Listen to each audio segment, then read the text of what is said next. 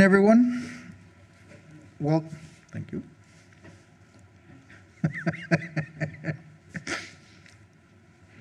Welcome to the Pass ISD regular meeting. We are calling this meeting to order. Mr. Mijares, will you please lead us in the Pledge of Allegiance?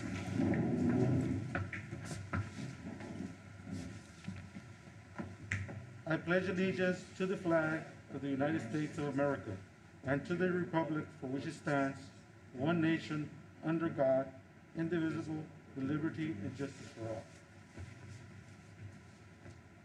Honor the Texas flag. I pledge allegiance to thee, Texas, one state, under God, one and indivisible.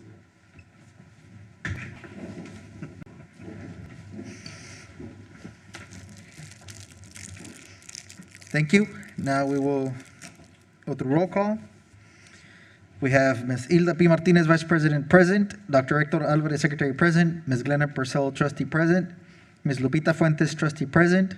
Mr. Christopher Hiller, Trustee, present. Mr. Victor E. Perry, Trustee, present. Mr. Samuel Mijares, Superintendent of Schools, present. And Mr. Richard Strieber, our attorney, present. And Jorge Barrera, myself, present. We will now move to citizens' communication and recognitions.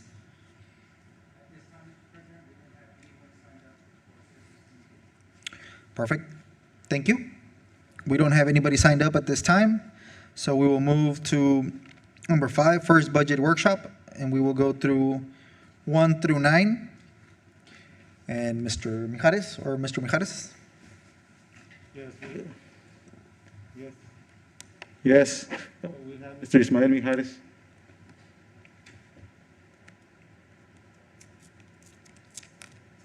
Can you hear me? Yes, sir. Okay, good. Members of the board, Mr. Barrera, board president, Mr. Samuel Mijares, superintendent. This is the first budget workshop for the 2021-22 budget for next year. I gave you some blue books. Please, that's the one you want to be following. That has specifically the slides that I'll be presenting. So you might want to have that blue book. It's the one that's not as thick. The presentation's about 25-30 minutes without questions. If you have any questions as we go through the slides, please let me know, or if you want me to elaborate on any specific area, okay? Okay, let's get started.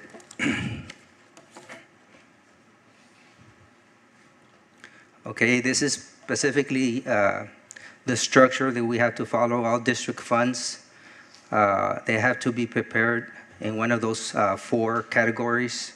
When we prepare the budget, you have the general fund, special revenue funds, debt service, and capital projects. Just so you know how the budget is categorized, we have about 20 budgets in the general fund.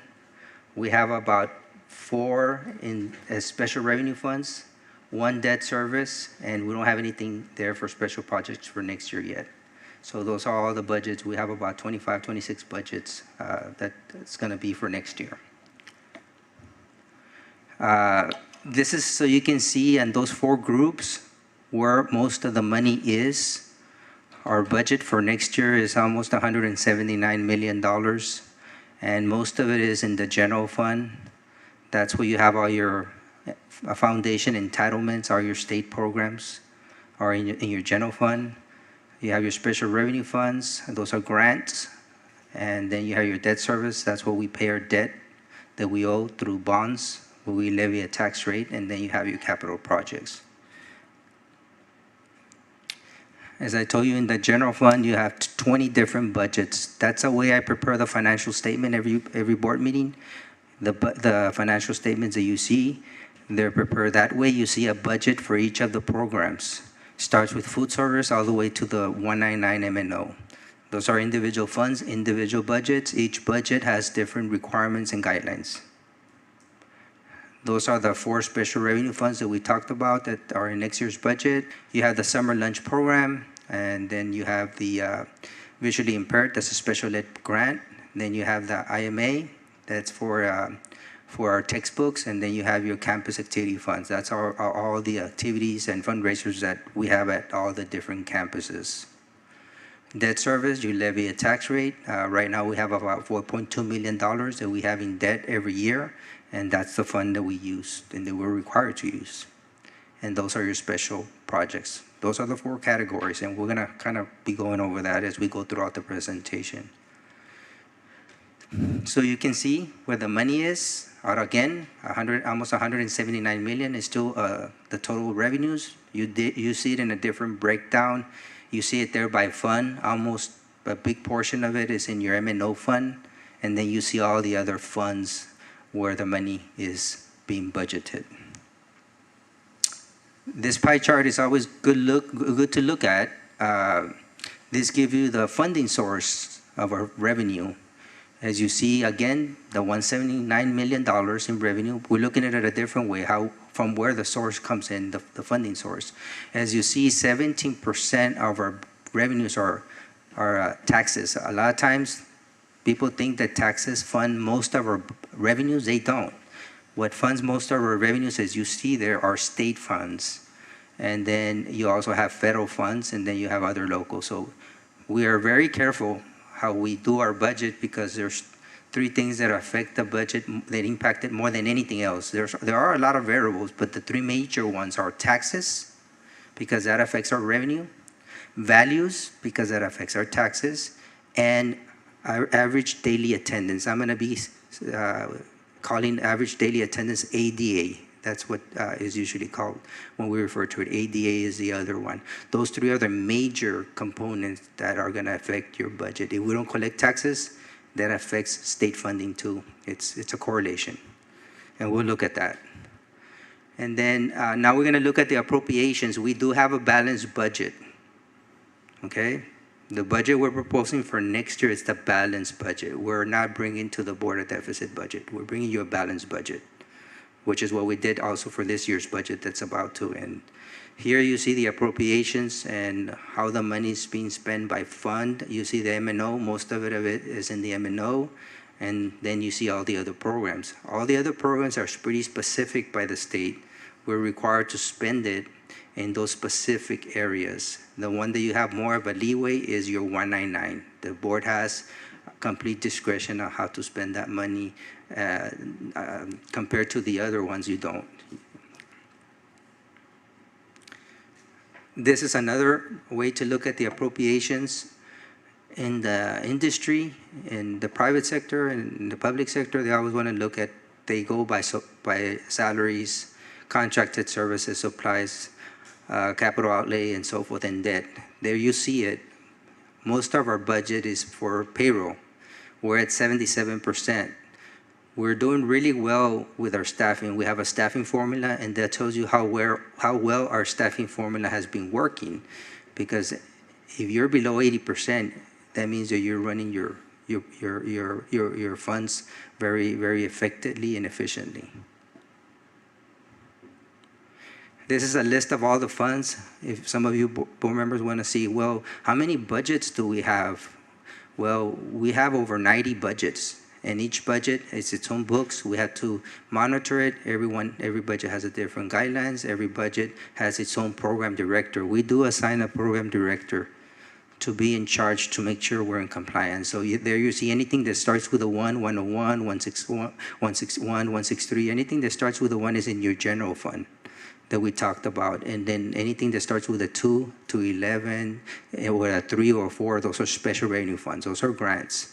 And then the 5, as you see in the next one, that's your debt service, number 52. That's what we pay the debt. And then you see your capital projects, 616. 617 was a capital project we had to create for the energy efficiency projects that were approved by the board. By the way, they helped us a lot with our finances this year. And then you have self-funded. We do our workers' comp. We do it in-house. We do all the finances and all the monitoring. We do the health insurance. We do the unemployment. We're one of the few districts that does the unemployment self-funded, and we've been saving a lot of money by doing that. And then you have all the other funds that you see there. That, in those pages, you get to see everything that we have in our district. This is what's been in our website published. It tells you the revenues and the appropriations from this year's budget to next year's budget. You see there's no variance. This year, I prepared the budget for all the campuses and everybody due to COVID. We did it for this year's budget, and I did it for next year's budget. So we're pretty much coming back to the board pretty much with the same budget. We're not coming back to the board and asking for anything major to increase anything that we don't have. So you see there that we have a balanced budget for next year. And when you look at excess revenues and appropriations, it has a 0. That means it's a balanced budget, okay? Now this is what we will send to TA.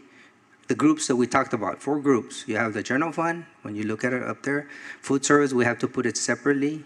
By the way, food service did really well this year. I do want to commend Mr. Mario Garcia and all his staff, because they did an excellent job, even with the finances.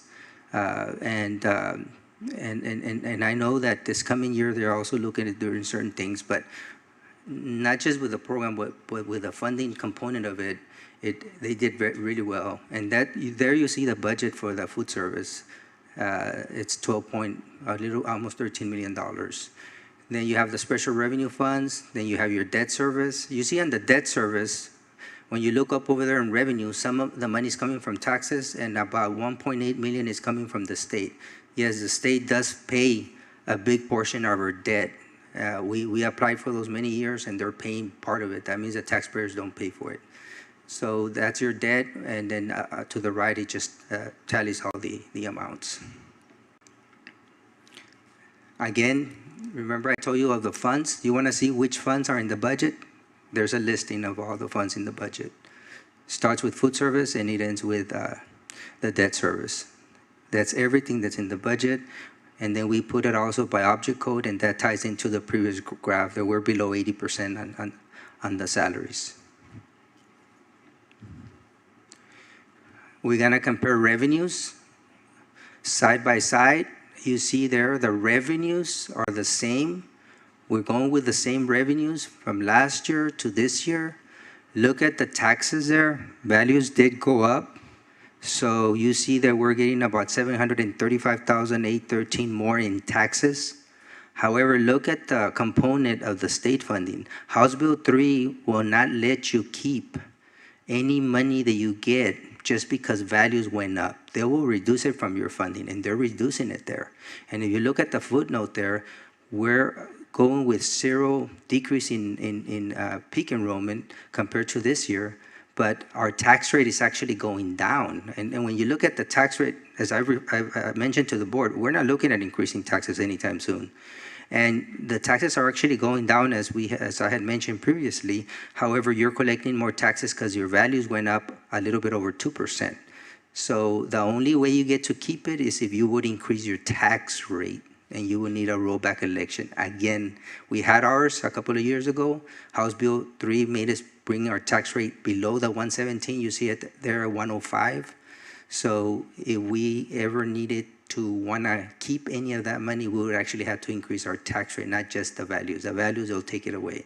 So at the end of the day, the revenue per student is the same this year versus next year, okay?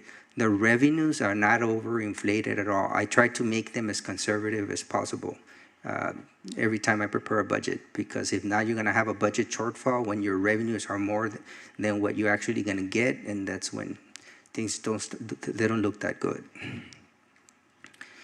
Next one, appropriations, the same thing. Here, we're leaving everything the same. Compare last year or this year to next year. We have the same appropriations. We're not making any major changes there. I'm gonna take a while to go over this slowly. If you have questions, please ask me. This is probably the most important slide of the presentation, by all means. We started the year with $17.4 million, this year's budget. When we started the budget, we had a balanced budget. That means it's balanced. That means we continue with the same fund balance. This year was a unique year. A lot of things happened, and from the financial standpoint of view, we had to get a very good grip of our finances, more than any other year. We were able to do that. And because of all the savings initiatives that we implemented, there were numerous things that we had to do. We're going to have a $10 million savings and it's going to happen. If you look at the financial statements that are on this board's meeting, we will be saving $10 million. It might even be more than that. And that's a result of what the whole district has been able to do. So we're going to be able to bank on that. ESERT 1 has already been approved. There's no ifs and buts about it. We will be getting $2.8 million this year. So when you just add those two there, you're looking at about $13 million without even getting further that we were able to help ourselves. Because next year, we really don't have an idea exactly what our ADA is going to be next year. School starts on Monday. We're going to be monitoring that. I cannot project what that's going to be at this point. So if ADA goes down by a lot, at least we have that money that we were able to have this year to help us for next year versus not having anything. Then we have ESER 2. ESER 2 has been submitted already. It already went to TA. They're looking at the application. They're looking at everything we put in there. That's not final until we get the NOGA, but it's there, and we put everything we wanted. That will be able to give us $20.6 million. So at the end of this fiscal year, which ends at the end of this month, in a couple of weeks, if everything goes well, we'll have almost $51 million in the fund balance versus $17 million in the fund balance. It's a huge increase. If the $20 million don't go through or we have to make some changes there, we at least have $12 million extra. We're still going to come ahead any way you look at it. And we're going to need that for next year, depending on what happens with the ADA. Then we get that $50 million, and we just add them for the next, to do ESER 3. ESER 3 is also being submitted. All the ESERs have been submitted to TA already. We made sure, met with Norma and Serna, and she's done a great job. Ms. Serna has really helped us with all the compliance requirements in submitting that application. And she's been an asset in helping us do what we need to do there. And all the ESERs, she already submitted them for the district. So we keep asking each other every day to see whether any of those are going to be finalized. On the ESER 3, I have more information. It already went through negotiations, and now we're just waiting for the approval, and that's the one that has the most money. So if everything goes the way we want it to go, and everything, the applications go through and everything, we're looking in several years. It's not going to happen in 1 year. It's going to happen. We're going to have to write this one out. And for 23-24, at the end of 23-24, which is 8/31/24, we'll have the biggest fund balance that we've ever had. We'll be at close to $85 million. And the M&O is very, for the board to understand, I wanted it to put it in M&O. I didn't want to put the monies in an application and ask them to approve something, because the federal government has very strict guidelines. If you're going to bid something or what have you, I'd rather put it in the M&O fund balance, and that way the board, once it's there, you all can take your time, however you want to do it, and you don't have to follow federal guidelines, because I've already put it in the M&O, so now it becomes part of M&O. So you have a lot more discretion how you can utilize those funds as needed. This gives us a story. We've had a story. Eagle Pass has had a very good story. And a lot of you board members have been part of that ride, and it's been a very interesting one. You see there, when we had the TRD 104, we went to 117. We got support from all the board members, and I believe that was one of the reasons that went through. And that gave us back then $6 or $7 million, so we were able to go from the 104 to the 117. We kept the 117 as long as we could. House Bill 3 came in, they made us reduce the tax rate from 117 to the tax rates that you see there. We're now at 105.11. And as you see the fund balances, you can see them for years. You have several years there.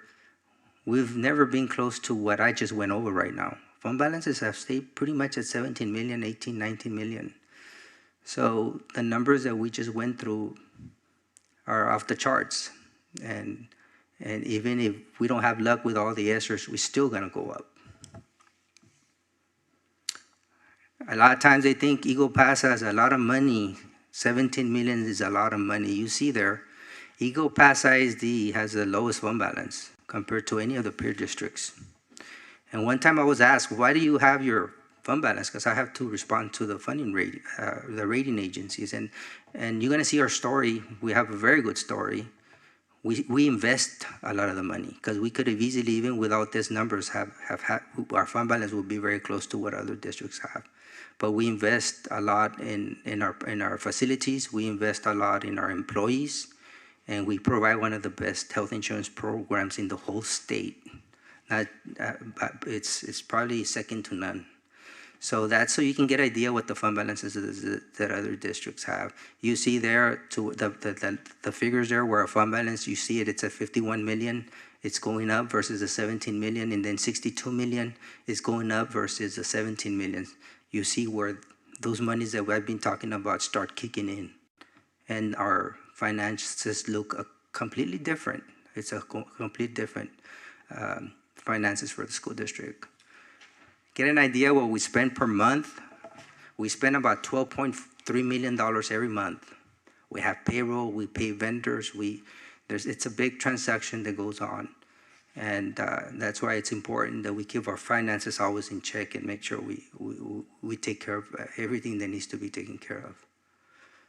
Subsidies, I know Ms. Purcell asked this at a board meeting, and now you see those are the subsidies. They're in a graph. You see transportation, we subsidize food service, we subsidize special ed, those ones we have to, and you see all the different programs that we subsidize. When I mean subsidize, it means that what they're bringing in is not enough from the allocation or the revenues that they generate, that the M&O has to give them more money so that they can operate. That's what it is. And here you see this year's budget to next year's budget, and you see how I keep them very honest.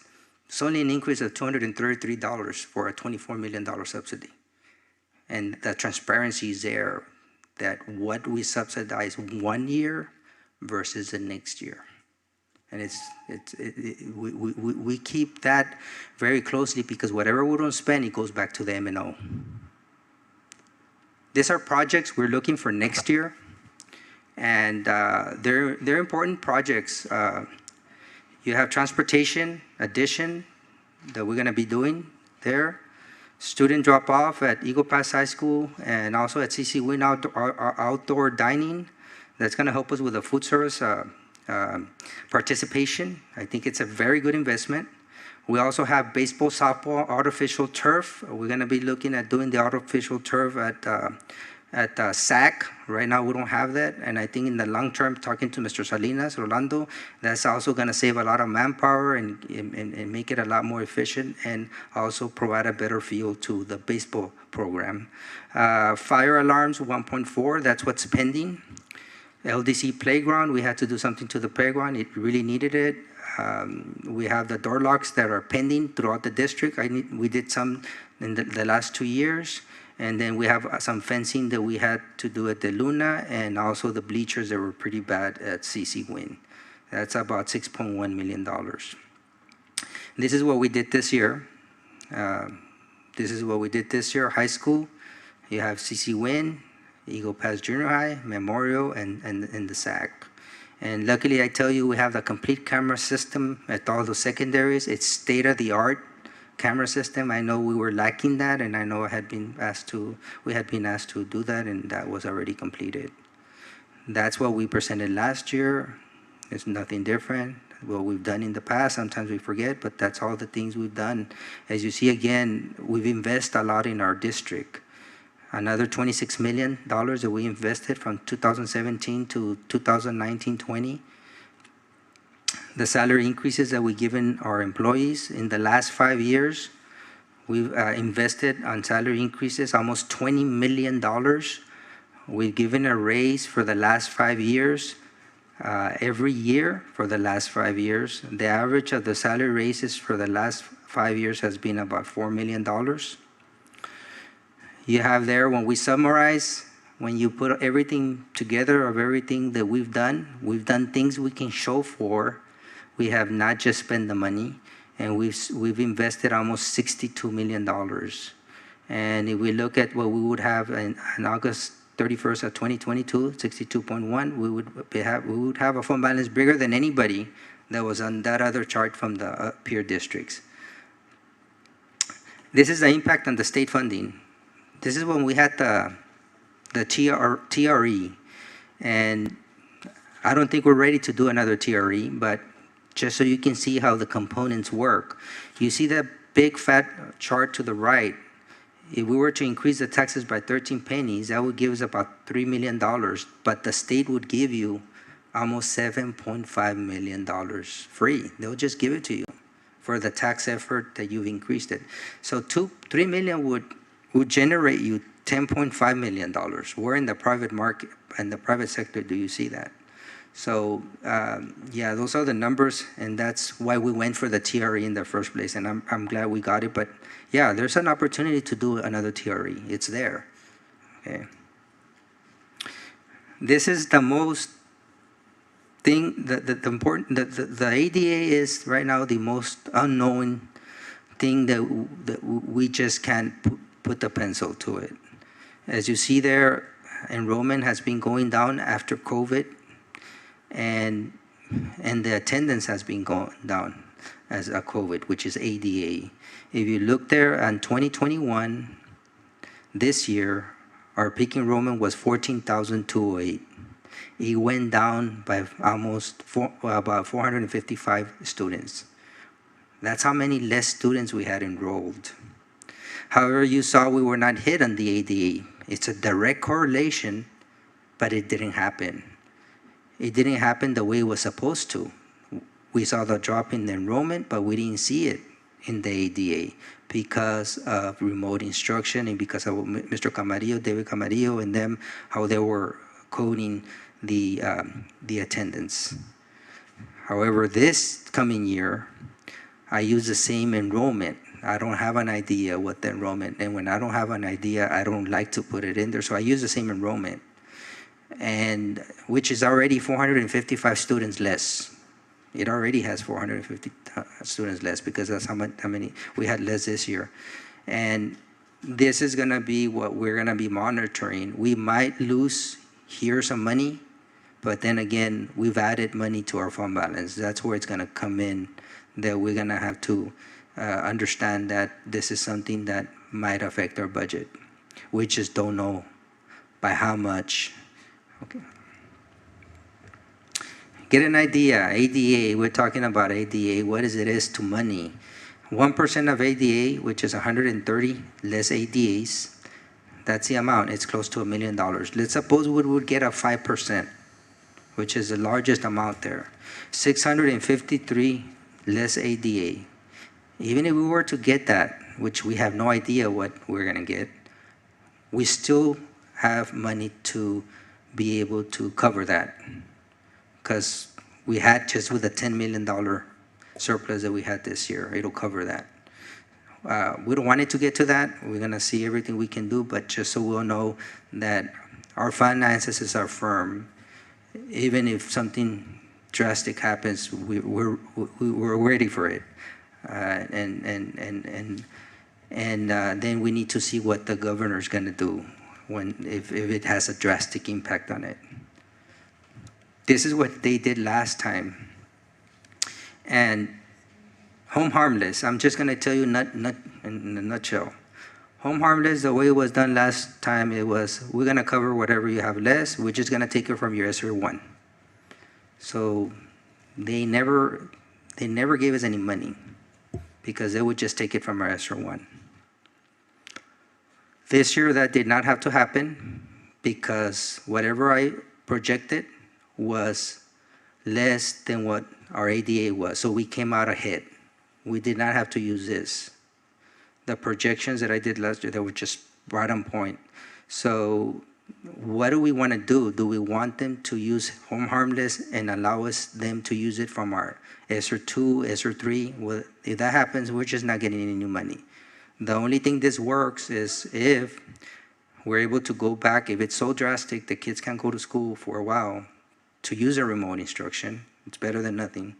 And then when we use a remote instruction, we're able to get our ADA higher than it normally is when it's in person, because of the way that Mr. Camarillo and them, the way they do the coding and the way they handle that. So that this is to be continued. We're gonna have to see what happens with that. On Monday, when school starts, we'll be monitoring that. So you can see the ADA there, 2021 ADA, that's a PIMS report, 13,163.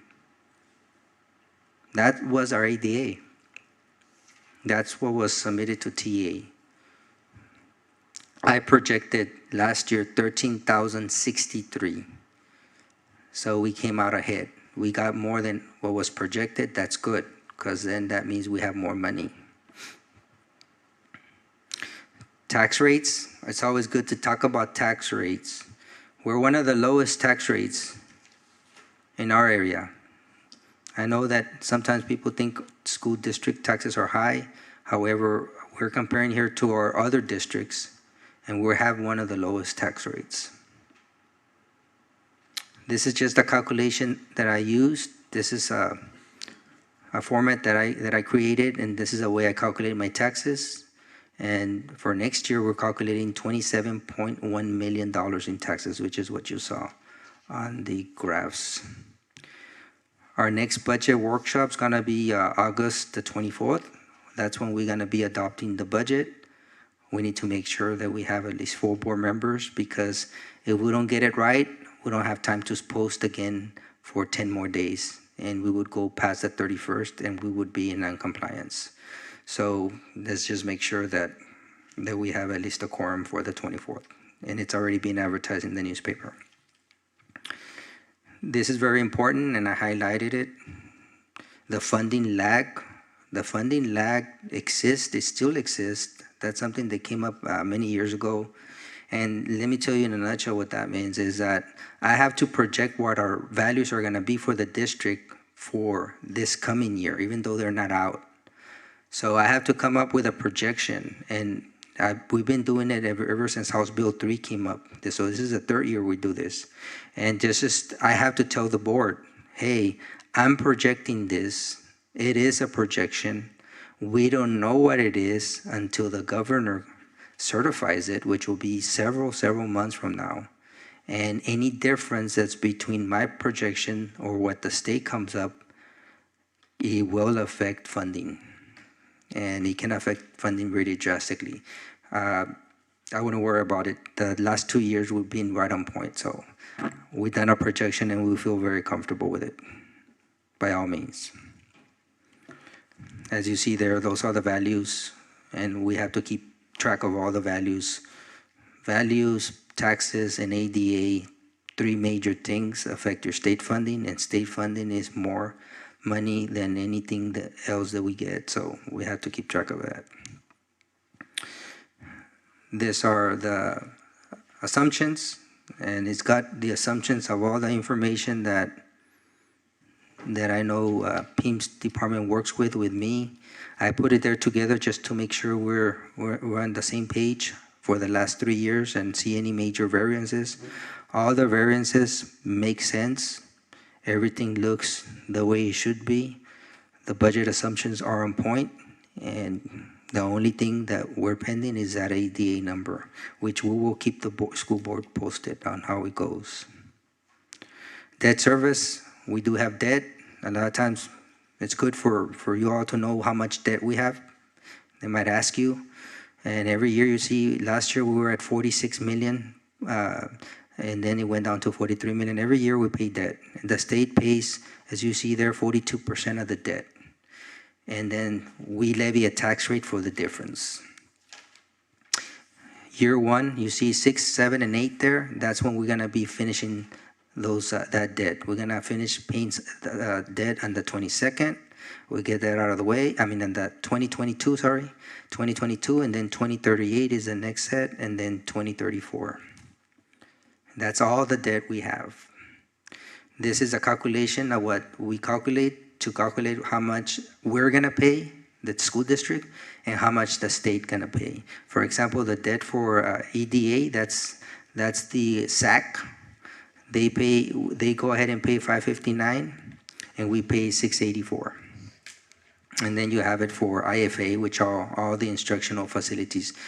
We've gotten state funding for everything that we have ever passed a bond insurance for since I've been here. We've never gone to the voters and done a bond issuance that the voters had to fund 100%. We've always first gotten secured state funding, and then after that, then we passed bond issuance, and that way the voters only pay a fraction of the debt, and the state pays the rest.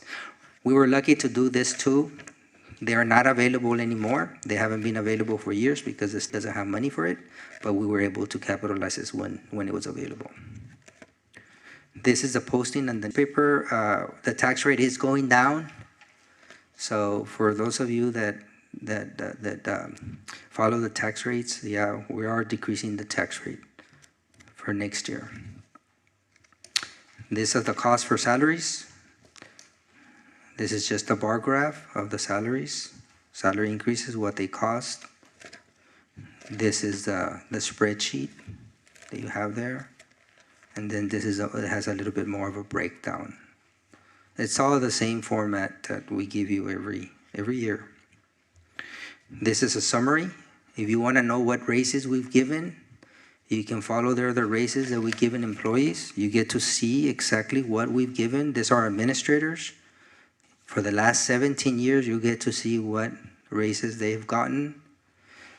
Then you have the professionals, which are teachers, researchers, nurses, librarians, and counselors. You get to see what the raises have been with different years. Then you have your paraprofessionals, and then you have your manual trades.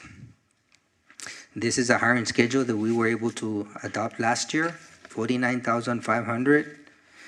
After all this is over with, yes, and I'm talking over with the COVID and not knowing what the ADA is going to be, and ADA is one of the major components in our state funding. We are looking at, maybe in the future, you have here the 2021, we're always looking at how we can improve this hiring schedule to hopefully bring it up a little bit higher than 49,500. That is something that we are looking at. And this is the step. The average teacher salary. This is what your average teacher makes in Eagle Pass ISD, $62,816. We're a lot higher than a lot of the other districts when you look at the average salary. We might not be higher when we start them at 49,500, but we will be compete very well when you look at the average, because that's the way that you look at both components. If you want to know where are these classroom teachers, librarians, counselors, and nurses is, how many years they have of service, there you see the breakdown. You have some that have almost 50 years, one that has 48 years, one that has 44 years, but you get to see where you have most of those employees. And the step is the number of years of experience. This is a breakdown of all the positions that we have in the district by position and the count. We have gone down to 1,800 employees. Okay. Health insurance. It's very important. Health insurance. A lot of times it's not as important until you don't have it. This is something that some people might take for granted, but if you use a health insurance for medication or for going to the doctor, our insurance is one of the best insurance out there. It pays 90% of the claim. There's not that many insurances out there, and we only our copay is only $20. There's no copay for dental. There's no copay for prescription drugs, and there's no deductible for for the eyes when you have to go to the eye doctor. Our health insurance provides for all those areas. It's one of the few ones that has all the different areas that you need. The insurance is there for employees. We have not increased the insurance for many years. And for next year, the insurance will not be increased to any of our employees. They will keep the same benefits. They will keep the same network that we have, which is one of the best ones that we have. They will keep everything that they have, and they will not have an increase in payments. We're going to look at statistics because it's very good to say that our plan is so good and then not compare it to others. Here you see it. We're comparing it to others. And you see here what an employee pays for their spouse. For Eagle Pass ISD, they pay $344. You see every other district pays, their employees pay a lot more. There is not a school district here that pays less, that the employees pay less than Eagle Pass ISD. That means they get to keep more of their check, by all means. Here you see the annual, $4,100, $2,500, $7,200. Everybody else, some of them have almost 3 times the cost to the employee. They pass over the cost to the employee. We don't. The employee just doesn't pay it. The district pays it, and you're going to see in the next slide. EPISD, that's what we pay on behalf of the employee. We pay $854 on behalf of the employee. The school district pays it. You see every other district pays less, and then they pass it over to the employee, and that's why the employee pays more. And with us, we pay more, and the employee pays less. And this is something we've been able to do for many years. And then you see there the dollar amount that we pay. We pay $10,248 for every employee. Those 1,800 employees, we pay $10,248 from our funds. Other districts, they just don't pay into the plan. They make the employee pay for it. These are the benefits that we have. We have very good benefits. All the percentages look in line, and we're doing really well with our finances for all the different self-funded programs that we have in the district. Additional requests, you got that booklet. We'll be looking at that. It was $7.5 million. And there you have the breakdown. We will be looking at those the way we do every year. The next page, you should have this page. It's not binded, but you should have it. This just gives you a rundown of all the employees that we've hired for this coming year. During the summer, Mr. Costilla was really busy, and his office was busy and everything, and we hired 49 employees for the opening of this school year. We have more positions that we will also be looking at right away. As soon as school starts, we will be looking at the other positions that we will be hiring. That concludes my presentation. I don't know if there are any questions. Mr. Mijares, on the health insurance, Yes. those are correct numbers now. Yes. It's because our contribution in this district is like, It's off the charts. yeah. Yes. It's a benefit, and the good thing about a benefit like that is that you don't pay taxes on it. Last time we were talking about this one, you don't pay taxes. And what happens, and I can tell you, I talk to a lot of new employees that are just out of college. They tell me they're paying me $52,000. They're paying me $2,000 more, and I'm not going to mention the district. But when I pay the health insurance out of my pocket, I have to pay $5,000, $10,000. So when they subtract what they're having to pay for health insurance versus us, we're actually paying them more if they come over here. Mm-hmm. Because what we do with the health insurance is that, we pay a lot into it for the employee. And we're able to do that because we're self-funded. A lot of districts are not self-funded. And when I mean self-funded, I mean that we are the insurance. We do the expenditures. We pay the claims. We do the finances. There is no middleman. The middleman is not there. It's us. So when you do a self-funded program, you have to run it in a way that you're able to have all the different components work in a way that you're going to be self-sufficient. And we've been able to maintain the self-sufficiency there with the finances. Because once you cannot maintain that component, the program is over. So yeah, we're one of the few that are self-funded. So that's why we're able to do that. We're able to do the prescription drugs. We're able to, at a very low cost, $5, $10. And the employees really like it. They really like our plan. So yeah, it is a big difference. And just a side note, and correct me if I'm wrong, Mr. Mijares, but also the insurance went up from last year to this year. And Yes. I know because I had asked this previously. The school district, EPISD, is picking up $936 increase per employee. Correct. That also.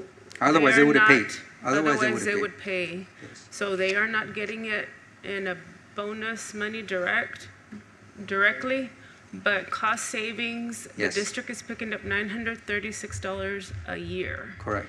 And that is a big amount. So Correct. congratulations to you. Y'all have done an outstanding job. Thank you. I am really hoping that you're accurate on these numbers. Like you say, ADA is so important.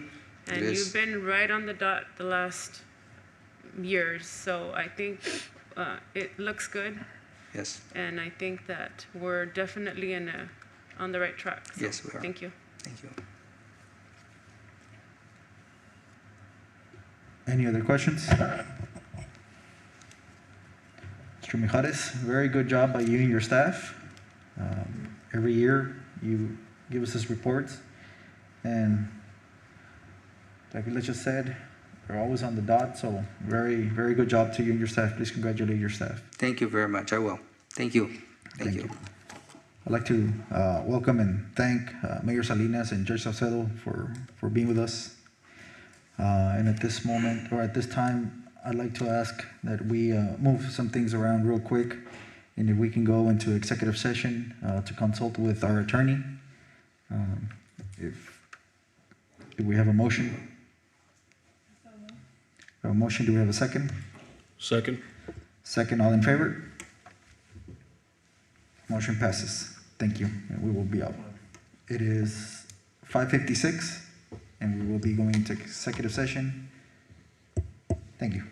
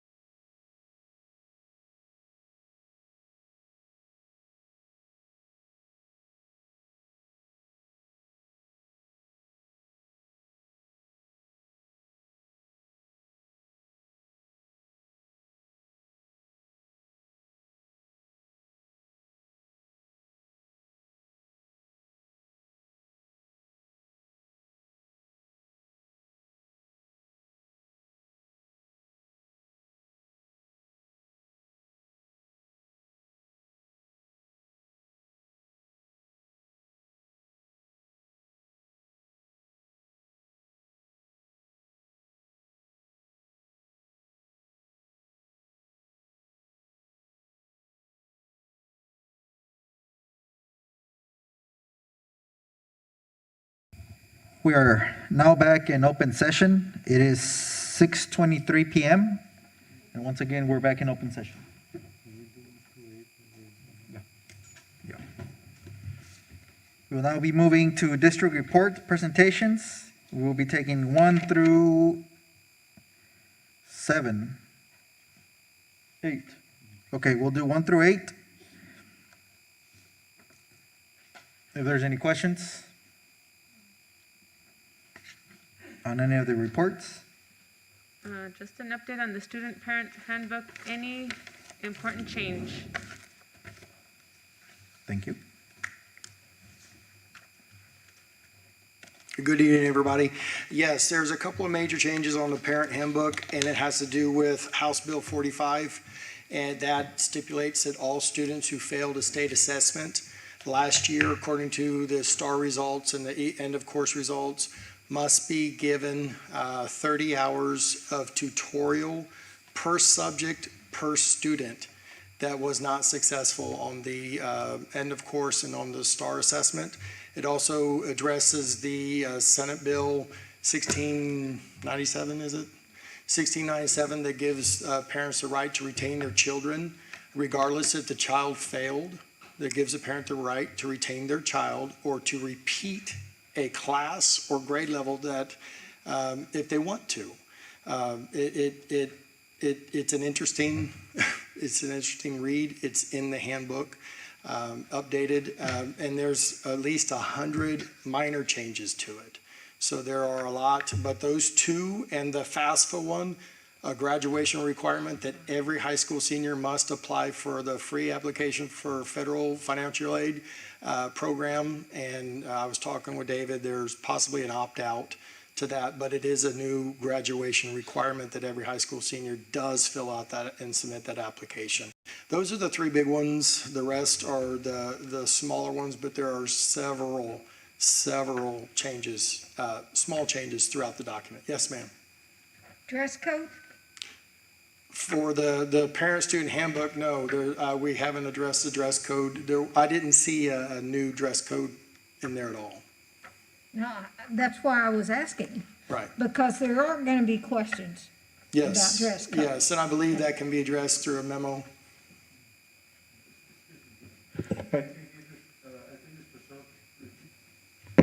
Referring to student dress Dress code. code, yeah. Yes, that's in the student code of conduct. Yeah, that's the next item. Student code of conduct, yes. Yes, this is a handbook. I didn't see it. That's why I'm asking. Yes, I think Mr. Wheeler's going to present that in one of the action items. Oh, okay. Okay, but this is for Sorry for the handbook. confusion. This is the parent-student Yes. handbook. Handbook, yes. We're in the student parent handbook, and that is in the student code of conduct. I didn't see it. Okay. That's what I'm saying. I did not see, I saw the book, I didn't see a dress code. Oh, okay, Mr. Wheeler can answer that. Yes, any other Unless- remarks on the parent-student handbook? Same Thank you, FAFSA no, thank you. Sorry. Wait, No, I was gonna say, same FAFSA date, by October 1st, the application? And no, it didn't stipulate that. It's just a graduation requirement. I can look into that and advise the board at a later date. Thank you, Mr. Cox. thank you. Any other questions? If not, we will move to the action items. First, consider and take appropriate action on the request to amend school board policy GKD local. Mr. Mijares?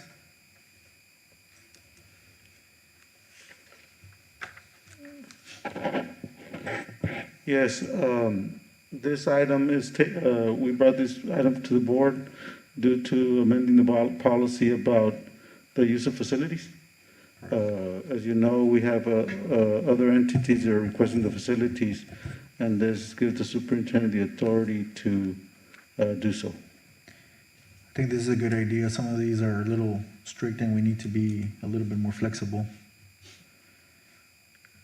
I think we've been working really well together with other entities, and we should all continue the process. So if we can help and reciprocate, then I think it's also a good idea. I agree. Do we have a motion? I so move. We have a motion. Do we have a second? We Second. do have a second. All in favor? All opposed? Same sign. Motion passes. Number 2, consider and take appropriate action on the request to approve Uvalde Regional Day School Program for the Deaf Cooperative Interlocal Agreement. Yes, this item is for the co-op that we belong to. There was some minor change, well, there was some minor changes. La Pass ISD is not going to be part of it. So that's why we have to bring it to the board again. Any questions? No, but I do know we have students attending. Yes. Yes, we do. Yes, we do. There are no questions. Do we have a motion? So move. We have a motion. Do we have a second? Second. Second. If there are no other questions, all in favor? All opposed? Motion passes unanimous. Number 3, consider and take appropriate action on the request to approve the 2021-2022 Student Code of Conduct Handbook. Yes, we have Mr. Wheeler here. Wheeler. The dress code that Mrs. Purcell had a question about starts on the bottom of page 11, ma'am. Oh, okay. I just, Okay. There were no changes to the dress code this year. We want our focus to be on the students bouncing back and getting, getting back to normalcy as we once knew it. And following up with that, there's a change on page 15, right in the middle, that where I'll just read it. It says discretionary authority. In cases that do not have the elements of weapons, drugs, violence, no substantial risk to students or staff members' safety, and no substantial distraction to the educational environment, the campus principal has the authority on a case-by-case basis to defer punishment in order to protect the student's instructional time. And this is just right on the tail of bounce back. Our students need to be in a classroom. Yeah. And so that's where we're at on that. And I'm happy to answer any other questions that you may have. Mr. Wheeler, I strongly agree. We need to focus on the learning loss at the moment. And I believe, I'm sure we have, the principals will do a good job in addressing this individually until we get back to where we used to be. So at this point, unless there's a huge concern by anyone, I think that that's the right approach to take at the moment. Thank you. Thank you, ma'am. Questions? Comments? If not, do we have a motion? I so move. We have a motion. Do we have a second? Second. We have no further questions. All in favor? All opposed? Motion passes unanimous. We will now move to consent items. We will take 1 through 8.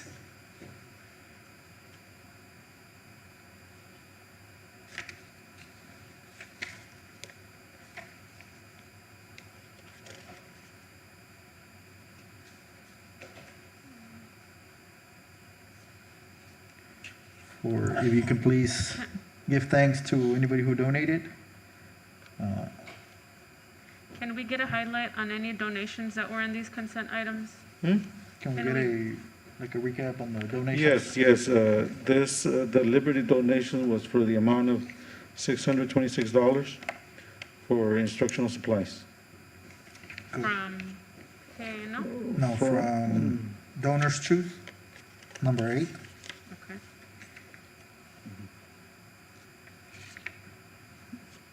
And I do have the items that they purchased, if you want to see it in close session. Please give thanks to Donors Choose and I think KNL radio station for the supplies for students enrolled. Was that a donation? Yeah, donation. Yes. Please thank them as well. Any other questions or comments? If not, do we have a motion? So move. We do have a motion. Do we have a second? Second. If no other questions, all in favor? Motion passes unanimous. We will now move, the Board of Trustees of the Eagle Pass Independent School District will convene in closed session as authorized by the Texas Government Code, Chapter 551, to deliberate upon the following matters. Number one, the board will hear a report on the emergency operations plan and consult with its attorney regarding same. The board will hear the request to hire personnel to fill vacancies pursuant to TGC 551.074. Number three, the board will hear the request to hire a professional employee to serve as assistant principal, subject to possible future reassignment by the superintendent, TGC 551.074. The board will hear the request to hire a professional employee to serve as instructional officer, subject to possible future reassignment by the superintendent, TGC 551.074. The board will consult with its attorney regarding legal issues relating to the superintendent's annual compensation plan, recommendation for 2021-2022 to include employee pay increases and salary step increase amounts for professionals as included in the budget, TGC 551.071. Do I have a motion to convene in closed session? We have a motion. Do we have a second? Second. We have a second. All in favor? Motion passes. The time is 6:34. And the date is Tuesday, August 10th, 2021, and the Board of Trustees is now in closed session. No action will be taken in closed session.